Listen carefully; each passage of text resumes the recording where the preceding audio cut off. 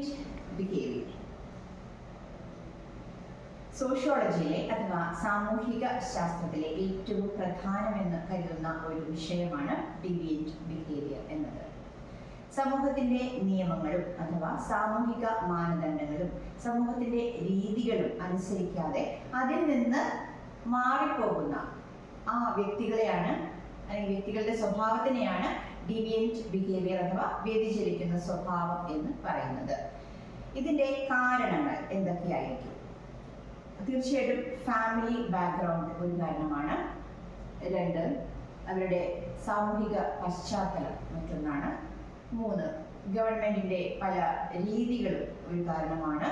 ഇങ്ങനെ ഉള്ള കാരണങ്ങൾ കൊണ്ടെല്ലാം തീർച്ചയായിട്ടും ഈ ഒരു സ്വഭാവ സവിശേഷത്തിലേക്ക് വ്യക്തികൾ പോകാം.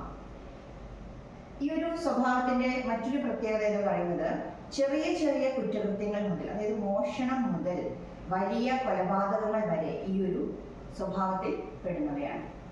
ഇത് എങ്ങനെ നമുക്ക് മാറ്റിയെടുക്കാം എന്നുള്ളത് കൂടി സാമൂഹിക ചിന്തകങ്ങൾ അഥവാ സോഷ്യൽ സയൻസിസ്റ്റുകൾ വളരെ ഗൗരവമായ രീതിയിൽ തന്നെ ഗവേഷണം നടത്തുന്നുണ്ട്.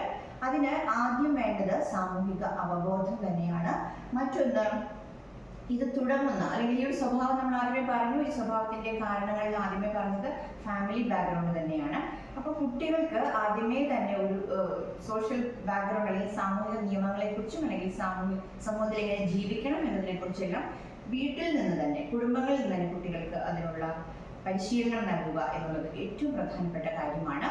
സാമൂഹിക അവബോധം അല്ലെങ്കിൽ സമൂഹത്തിൽ എങ്ങനെ ജീവിക്കണം എന്നുള്ള കൃത്യമായ ഒരു ദിശ അല്ലെങ്കിൽ കൃത്യമായ ഒരു അവബോധം ലഭിക്കുകയാണെങ്കിൽ മാത്രമാണ് വ്യക്തികൾക്ക് ഈ ഒരു സ്വഭാവ രീതികൾ മാറ്റിയെടുക്കാൻ കഴിയുകയുള്ളൂ എന്നതും ഇതിന്റെ ഒരു പ്രത്യേകതയാണ്.